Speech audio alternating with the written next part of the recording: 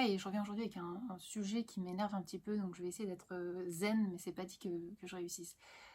J'ai remarqué que quand on commence à s'intéresser à un sujet, à une problématique, forcément on va faire plus de lectures à ce sujet, on va visionner plus de documentaires, écouter des spécialistes en parler, des militants ou les personnes concernées.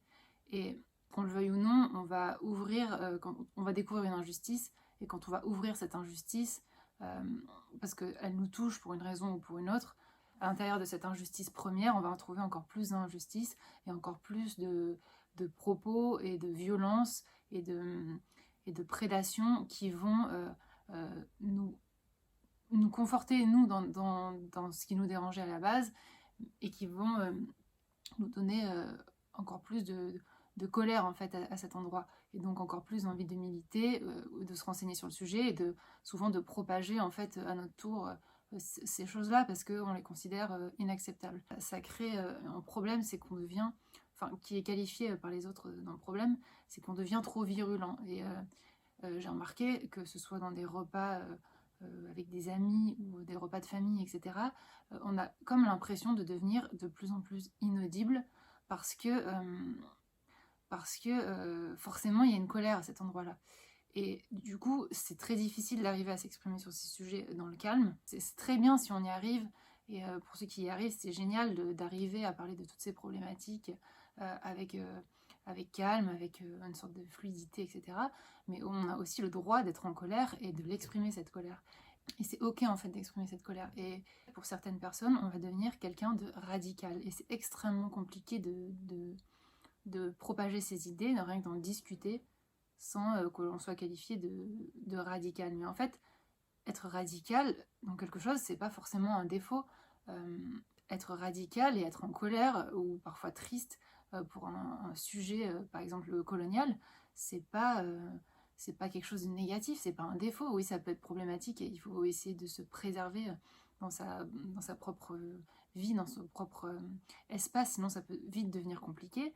Mais être radical, c'est plutôt un signe, c'est plutôt quelque chose de positif pour moi, dans le sens où on va pas dire ouais, il y a ces injustices-là, c'est cool, voilà, on fait rien. Être radical, ça témoigne d'une certaine sensibilité et d'une certaine pureté face aux oppressions qu'on observe. On va pas rester là, calme et assis en se disant ouais, c'est super, génial, etc. Donc être radical, en quoi c'est un problème en fait? C'est ça que je n'arrive pas à comprendre. Je pense que même c'est nécessaire d'être radical parce que on ne peut pas avancer dans une cause sans l'être. Et plus on va accepter de choses problématiques, plus elles vont passer librement. Le seuil et le curseur de ce qui est acceptable ou inacceptable, il peut varier.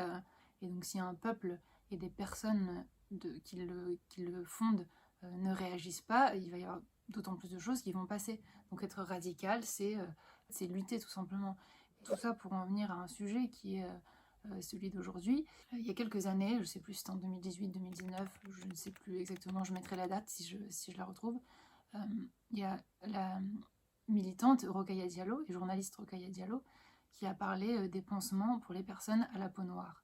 Elle a soulevé une question auquel personnellement je n'avais jamais pensé avant, parce que comme elle le dit, il faut laisser les personnes concernées parler des sujets qui les concernent et ne pas donner systématiquement la parole, comme on le voit sur les plateaux de télé, aux personnes qui ne sont pas concernées, parce que forcément, même avec toute leur bonne foi ou toute la bonne foi possible, il y a des choses auxquelles les personnes non concernées, par définition, ne vont pas penser, parce que c'est des choses qu'elles ne rencontrent pas dans leur quotidien.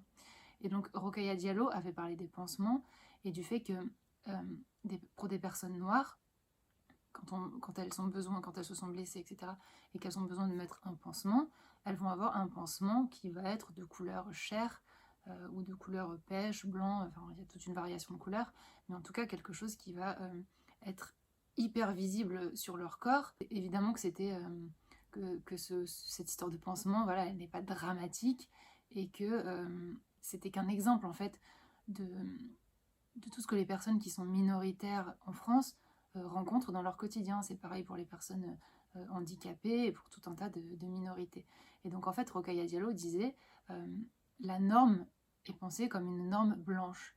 Et donc cette histoire de pansement. Quand on met un pansement, c'est pensé pour se fondre dans la peau, ne pas être perceptible ou assez léger. Et en fait, si une personne noire met un pansement de couleur chair, c'est la chair d'une personne blanche parce que ça a été pensé de telle façon.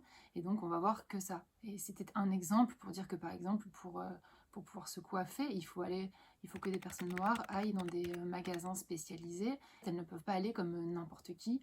Ça, c'est en train de changer aussi, mais c'est quand même très lent.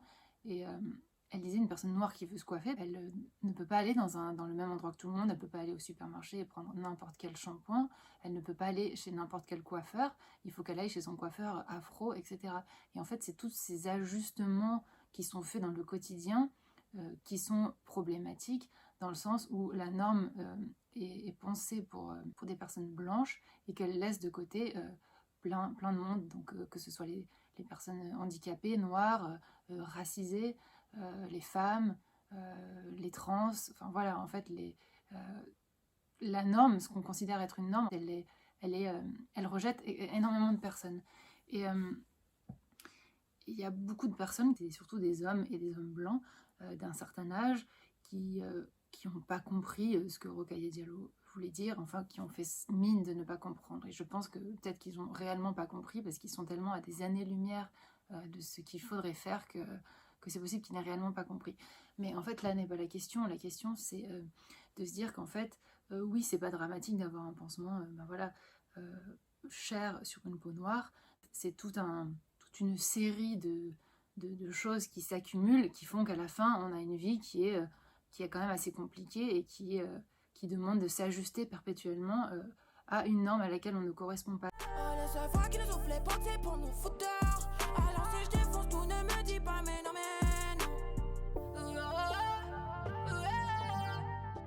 Ce qui renvoie à comme si on était une anomalie, si à chaque fois que ici je parle de personnes noires, mais ça s'applique pour toutes les autres catégories que j'ai citées précédemment, si à chaque fois qu'une personne noire doit se coiffer, se soigner, doit s'ajuster à quelque chose, ça donne la sensation, et en fait ce n'est pas seulement une sensation, c'est réel, que le monde dans lequel elle vit n'est pas adapté à elle et que c'est elle qui doit s'adapter à ce monde-là.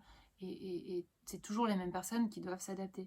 Et donc les personnes qui avaient réagi, ça a fait toute une polémique comme d'habitude, à tel point qu'on a appelé ça le pansement gate, je sais pas comment on dit pansement en anglais, pansement gate ou je sais pas quoi, un truc du genre. Ceux qui disent ouais mais on peut pas s'ajuster à tout le monde, on peut pas faire des exceptions, etc.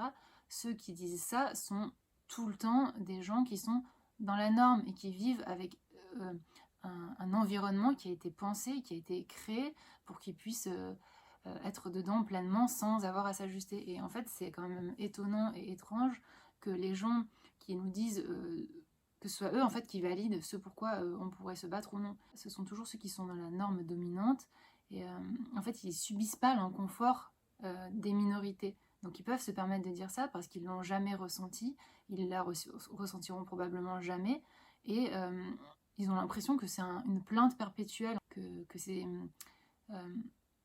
demandes d'égalité sont des plaintes perpétuelles, alors qu'en fait ce sont des revendications normales. On ne va pas s'ajuster en permanence à une norme qui ne nous correspond pas. Il faut que la société soit plus inclusive. Je suis dans le fond, y a pas de courant d'air. Je te sens pas, je te ressens pas. En vrai, c'est pas que je t'aime pas, mais tout ce que tu fais, tout ce que tu dis ne sonne pas. Y'a trop de mythos, c'est inquiétant. Moi, toute ma vie, je suis inquiet. T'es pas endetté, pas embêté, trop entêté, pas entêté. Moi, je prends tout le temps qu'il me faut, moi. Je suis pas stressé comme toi. Redonne-nous toutes les cartes, redonne-nous les détails. Et en fait, ceux qui disent on va pas se plaindre de ça, vous allez pas vous plaindre pour tout, on peut pas s'adapter à tout le monde, ce sont toujours ceux qui sont ultra valorisés, ultra représentés. Donc dès qu'ils ouvrent la télé, la radio, machin, ils voient toujours en fait des personnes qui leur ressemblent, ils sont toujours écoutés dans les médias, on les entend beaucoup, et ils sont représentés, valorisés, écoutés. C'est problématique que ce soit ces personnes qui nous disent vous n'allez pas vous plaindre de ça. C'est pas les gens dans la norme qui vont dire à ceux qui sont dans l'inconfort ils sont tellement représentés et tellement valorisés et tellement écoutés en temps normal qu'ils n'arrivent pas à entendre la voix des autres personnes. Pourtant les minorités en fait ne veulent prendre la place de personne. Tout le monde y gagnerait si on créait une société plus inclusive. Et donc c'est pour ça que je pense qu'il faut être radical, parce que ça commence par des histoires de pansements, par des histoires de cheveux, voilà, toutes ces choses du quotidien. Et en fait, ça arrive à des choses qui sont quand même d'un ordre beaucoup plus grave. Et c'est là où je voulais en venir. C'est la prise en charge des personnes racisées dans la médecine. Et on commence seulement à prendre en compte à l'heure actuelle les violences gynécologiques que les femmes subissent et ont subi pendant des décennies, des années, des décennies, voire des siècles. Il y a énormément de violences gynécologiques qui ont eu lieu, qui continuent d'avoir lieu. Et ça n'était pas pris en compte parce que c'était la voix des femmes, la douleur des femmes, et évidemment qu'elle compte beaucoup moins que la douleur des hommes.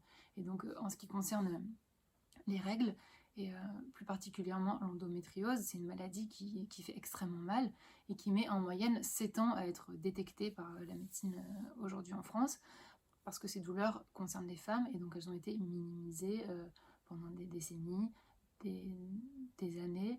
Elles ont été minimisées, elles ont été dévaluées, on n'a pas écouté la douleur des femmes. Et en fait, ce qu'il y a aujourd'hui, c'est que malgré toutes les technologies qui existent et toute la pointe actuelle en médecine, on n'a toujours pas d'instrument pour quantifier et pour mesurer la douleur. C'est pour ça que quand on est pris en charge, en règle générale, on va nous demander sur une échelle de 1 à 10 à quel degré on évalue notre douleur, parce que malgré toutes les technologies, on n'arrive pas à quantifier la douleur. Donc en fait, la seule façon de quantifier la douleur, c'est d'être à l'écoute des gens. Et quand on est en médecine, c'est quand même la base d'écouter son patient. Et on se rend compte, à travers des études, que la parole des femmes est comme d'habitude minimisée, et que la douleur est comme si la douleur était normale, en fait. Et l'endométriose, c'est quelque chose qui est étudié vraiment sur le tard, alors que voilà, c'est quelque chose qui touche, c'est une maladie qui touche énormément de femmes. Et donc, c'est là où l'intersectionnalité est nécessaire. C'est qu'en fait, quand on est une femme, notre parole va être minimisée, pas entendue, ou entendue avec beaucoup de difficultés, puisqu'il faut mettre en moyenne 7 ans pour être reconnu dans cette maladie. Donc quand on a très mal pendant tous les mois, pendant 7 ans, c'est quand même extrêmement long, et c'est pas normal que ça mette autant de temps à être détecté. Et donc cette exclusion, cette minimisation de la douleur des femmes et de la parole des femmes, elle est démultipliée quand il s'agit de femmes racisées.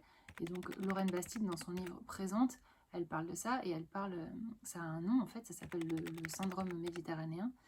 Quand on est une femme, et une femme maghrébine ou une femme d'Europe du Sud, on va être perçu par les médecins comme une femme qui va exagérer.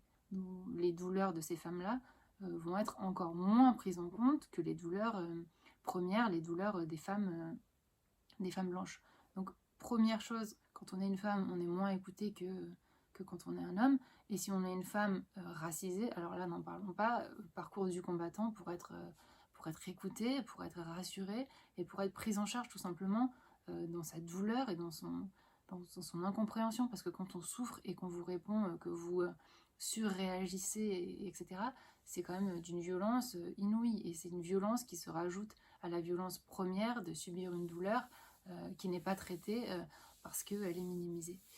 Et donc en fait, quand on dit que l'histoire du pansement, l'histoire des cheveux, etc., c'est des exagérations et qu'on ne va pas en faire tout un plat, en fait, on baisse le curseur de l'acceptable, et on laisse se propager dans la société toutes sortes de problèmes qui ensuite vont être de plus en plus nombreux à mesure qu'on baisse ce curseur et qu'on accepte ce qui n'a pas à être accepté. Être radical, quand on nous qualifie de radical, souvent c'est qu'en fait souvent c'est que simplement on ne peut plus accepter ces injustices et qu'on trouve ça beaucoup trop lourd à porter, que ce soit pour soi ou pour les autres. C'est vraiment une question collective et de militantisme et d'humanité, en fait, d'humanisme. Et ça commence par des histoires de pansements et de cheveux qu'on n'arrive pas à coiffer. Et en fait, c'est quand même important parce que c'est quelque chose du quotidien. Et ça finit, quand on dit bon, bah, c'est pas si grave, etc., ça finit par des choses beaucoup plus graves où en médecine, on ne reconnaît pas la douleur d'un patient, enfin, en l'occurrence d'une patiente. Donc, c'était surtout de ça que je voulais parler aujourd'hui. Donc, remettre en cause la perception de la douleur de quelqu'un, c'est quand même quelque chose de très grave et qui devrait plus être admis. Et donc être radical, ça permet de mener à bien des luttes. Et c'est nécessaire en fait si on veut avancer, si on veut évoluer, si on veut aider les personnes qui nous entourent et à créer une société plus intersectionnelle et plus humaine, plus à l'écoute des gens. La roue tourne, ton bâton il va se casser. Je surveille mes arrières, je fais même pas mes lacets. Je soupire, ça fait ah là là, dis-moi qui m'empêchera de brasser. Tout près de tes tympans, j'arrive comme Yamaka.